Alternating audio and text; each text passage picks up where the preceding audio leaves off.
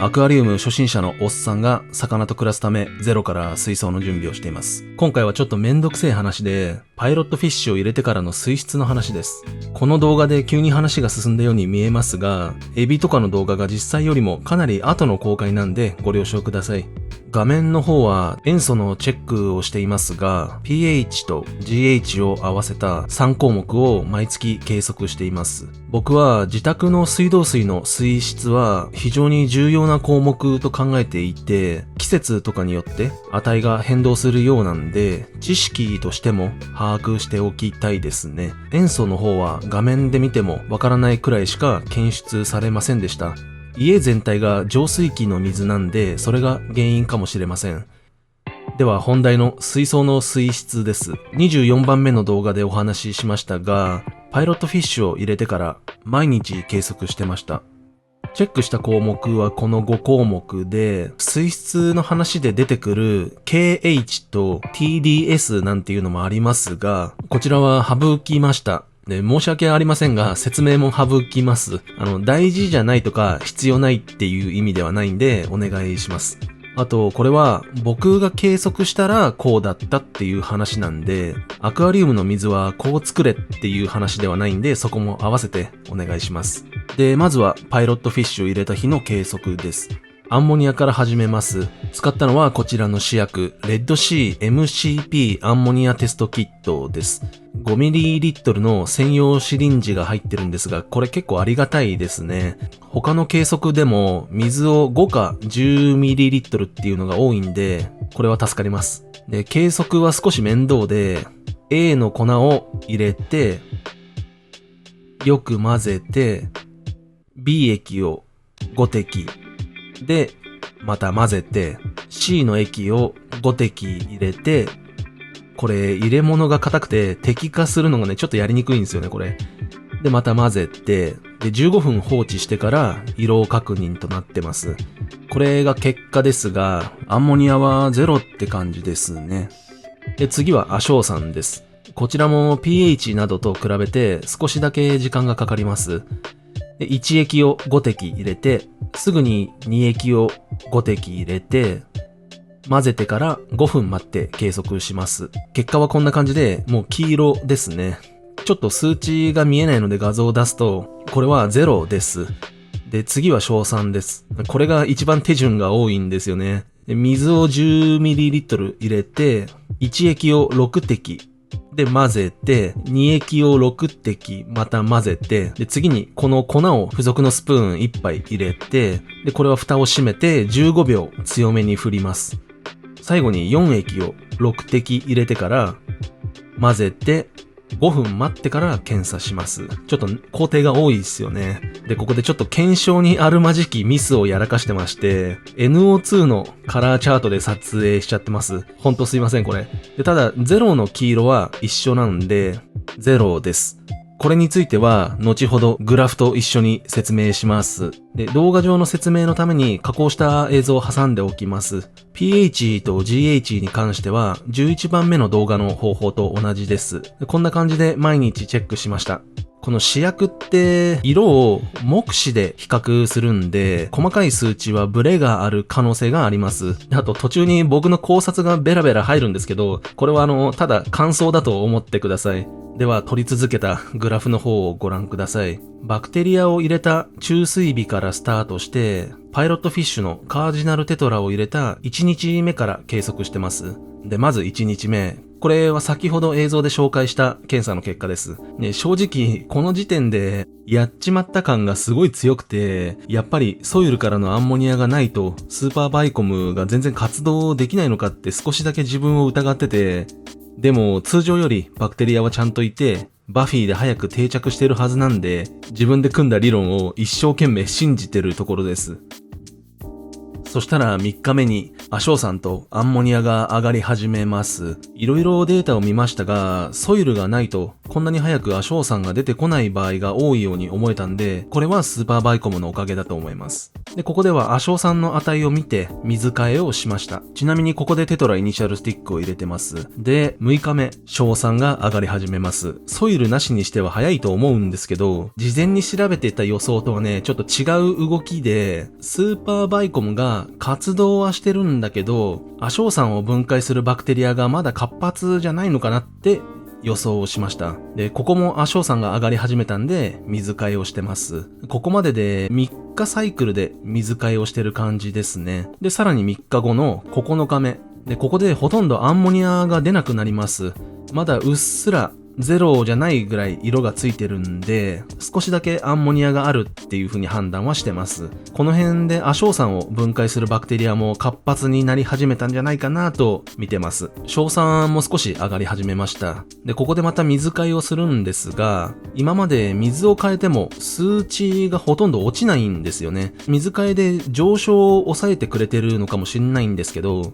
ここで少し今回多めに水替えをしてみました。ちなみに南沼エビの導入はここの8日目になります。で、次の日の10日目、少し数値が落ちてます。これは水替えって考えていいと思いますけど、またアンモニアが濃くなってて、これは南沼エビでしょうかね。エビはかなり糞を出すそうなんで、数値的にはそう見るのが妥当かなと思ってます。そして13日目、バクテリアの活動がかなり活発になってきたように見えます。このあたりの動きに関しては、お勉強通りというか、予想してた数値の動きになってますね。で、まだ亜硝酸の値が上がってってるんで、ここで水替えをまたしてます。アンモニアに関してはもう検出されてませんね。さらに3日後、16日目です。ここで水替えの後、亜硝酸値がかなり下がってます。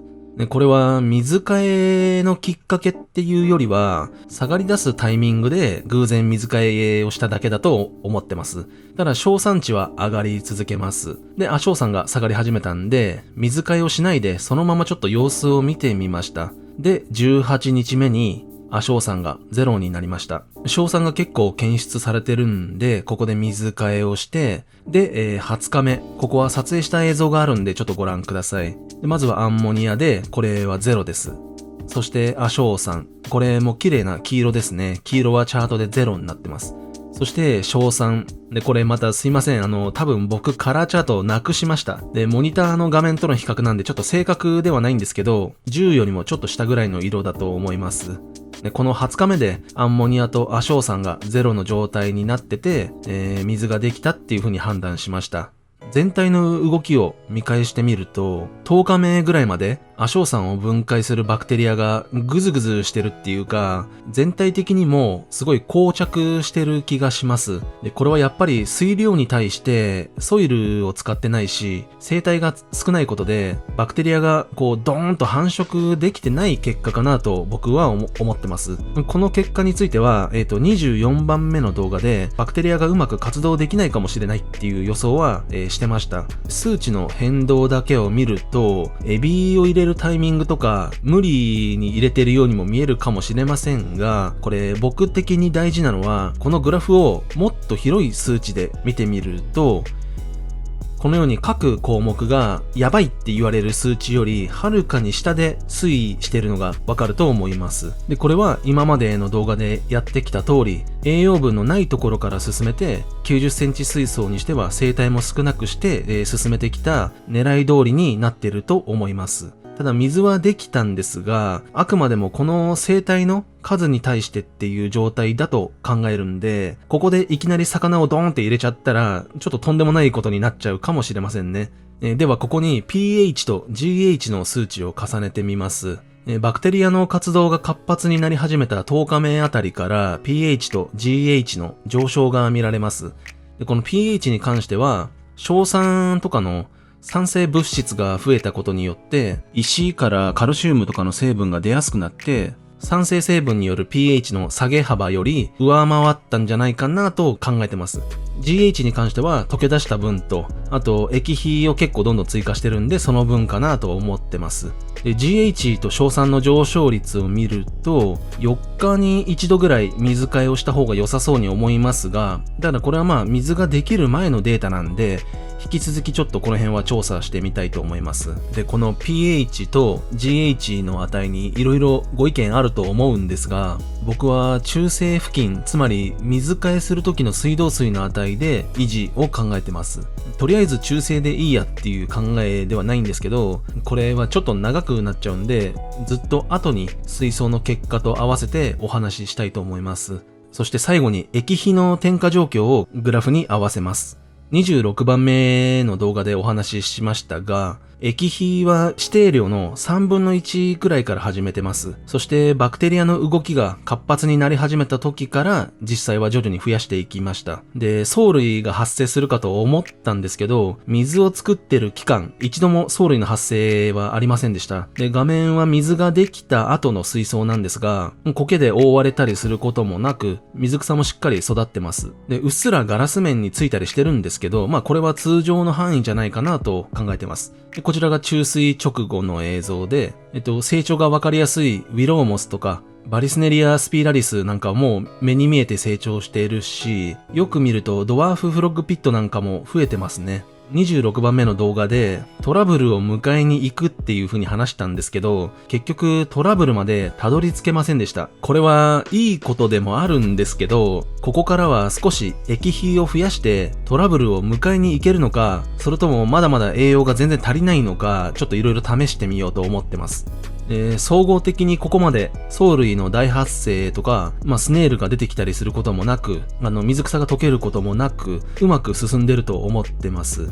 たった1ヶ月なんですけどね。で、ちょっといろいろ説明が足りてない部分もあるんですけど、結果をお見せできる段階になったら、必ずちゃんと映像とともにお話ししますんで、ちょっと僕と違う意見がある人でもね、どうなっていくかっていうのを楽しみに見ていただければなと思ってます。